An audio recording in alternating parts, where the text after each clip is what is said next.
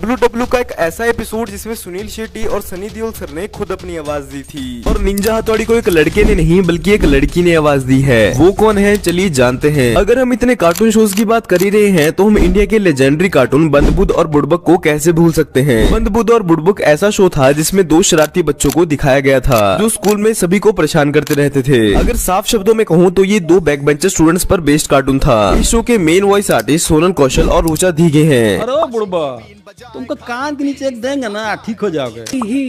Dubey sir आज मैं homework करके नहीं आया हूँ। हाँ तो आओ अंदर मत आना बाहर ही बैठे रहो। बुद्धदेव हम लोग खेलने चले। अगर तुम हार गए तो मुझे तुम्हारा मेगा रोबोट कार्ड देना पड़ेगा। दोगे मुझे तुम्हारा मेगा रोबोट कार्ड? पार्टनर मैं क्यों दूँ तुम्हें अपना मेगा रोबोट कार्ड, जाओ यहाँ से। सारा चलो दुबे जी बुला रहे हैं, हमें जल्दी क्लास में जाना होगा। कार्टून वर्ल्ड में सबसे पहले अगर किसी कार्टून को आवाज दी गई थी तो वो था मिकी माउस। इस शो के नाम से ही पता चलता है कि ये कार्टून क्यूट से दिखने वाले चूहों पर बनाया गया था। जब इस कार्टून को बिना आवाज के दिखाया जाता था तब तो ये लोगों को इतना ज्यादा पसंद नहीं आता था, लेकिन जब राजेश शुक्ला नाम के वॉइस आर्टिस्ट ने इसे अपनी आवाज दी तब ये लोगों को और ज्यादा पसंद आने लगा। हाय गाइस, ये मैं हूँ मिकी माउस। ये रही प्लूटो की कटोरी, उसकी रस्सी और उसके पसंद की बिस्किट का बड़ा सा थैला। उसे ये तभी देना जब वो तुम्हारी बात सुने। ओह, इतने ज्यादा नहीं मिनी, इतना खाएगा तो मोटा हो जाएगा। अगर आप मेरी ही तरह और भी वॉइस आर्टिस्ट को लाइव परफॉर्म करते हुए देखना चाहते हैं तो इस वीडियो को लाइक करें, शेयर करें और इस चैनल को सब्सक्राइब करें और साथ ही ये जो बेल आइकन है इसे जरूर दबाएं। ओगी एंड द कॉकरोचेस में कई बड़े बड़े एक्टर्स की वॉइस ली गई है जिसके बारे में मैं आपको पहले भी कई बार बता चुका हूँ। अगर आप नहीं जानते हो तो आप इस वीडियो को देख सकते हो। लेकिन ओगी के कई ऐसे एपिसोड्स भी हैं जिनमें दूसरे बड़े एक्टर्स की आवाज भी यूज की गई है जिन पर किसी ने भी ध्यान नहीं दिया है। जैसे कि आप इस कैरेक्टर को देख सकते हो जिसके लिए मिथुन चक्रवर्ती सर की आवाज का इस्तेमाल किया गया था। वल्लाह वल्लाह पानी दिख गई, पानी मैं आ रही है। मैं तो उल्लू बन गई। ये क्या? ये तो चिराग है। और यहाँ तक कि ओगी के कुछ एपिसोड्स में बर्डमैन के लिए गुलशन सर की आवाज का भी यूज किया गया था। बैड बर्ड आया, बच्चा साथ में लाया। बैड बर्ड आया, बच्चा साथ में लाया। देखो निंजा हथौड़ी को देखकर आपको भी ऐसा ही लगता होगा कि इसे आवाज किसी लड़के ने ही दी होगी, लेकिन ऐसा नहीं है। दरअसल निंजा हथौड़ी को एक फीमेल आर्टिस्ट ने आवाज दी है जिनका नाम है मेघना। हेलो दोस्तों, मैं हूँ डोरेमोन और मैं हेड बॉय के इलेक्शंस के लिए खड़ा हूँ। डिंग डिंग डिंग डिंग डिंग डिंग डिंग डिंग डिंग डिंग।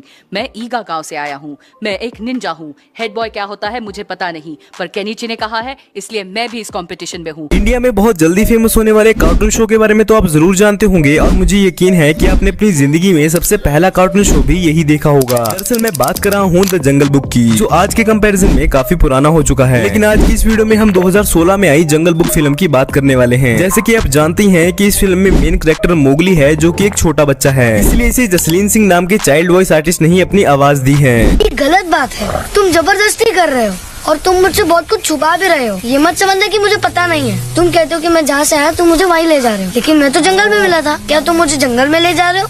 नहीं ना। अगर मैं जंगल में मिला तो इंसानों की बस्ती में क्यों ले जा रहे हो? और उस बाघ को मुझसे क्या दुश्मनी है? क्या मुझे जानता है? लगता तो ऐसे ही है। इसके बाद अगर हम मोगली के सबसे क्लोज फ्रेंड बल्लू की बात करें तो उसे आवाज इरफान खान सर ने दी है। यार मैं हूँ बालू, मतलब हर रोज मुझे अपने वजन के बराबर खाना पड़ता है, हर रोज सर्दियों की नींद के लिए। पता है मुश्किल है पर मैं उतर चढ़ नहीं सकता, तू चढ़ सकता है। आपको याद होगा कि इस फिल्म में का नाम का एक सांप भी था जिसे देखकर आपको बिल्कुल भी यकीन नहीं होगा कि इसे आवाज प्रियंका चोपड़ा मैम ने दी है। ओह बेचारे छोटी सी जान, जंगल में रहना चाहते हो?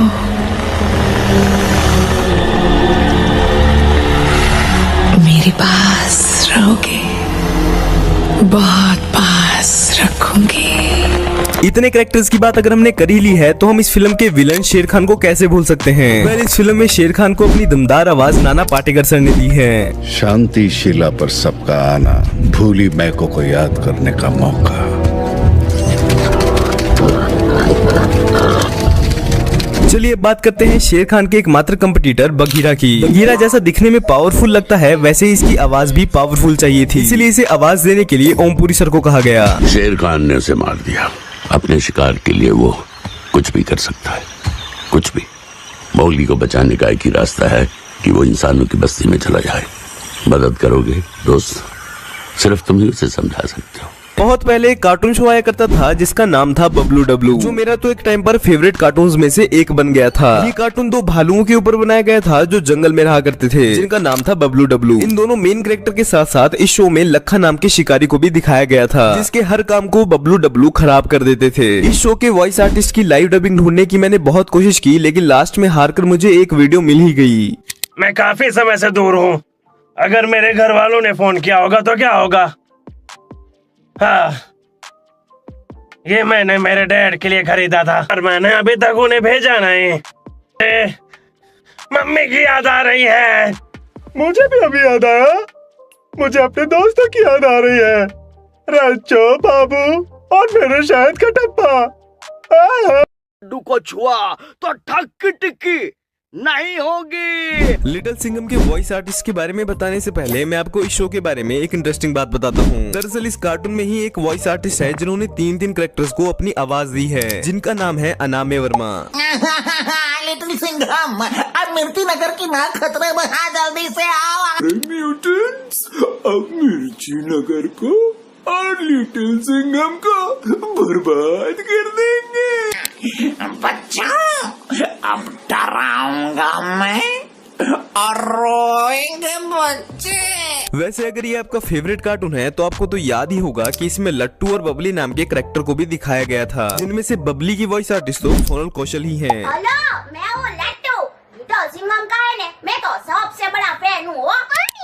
ये इतने सारे जाले कहाँ से लगवा के आए?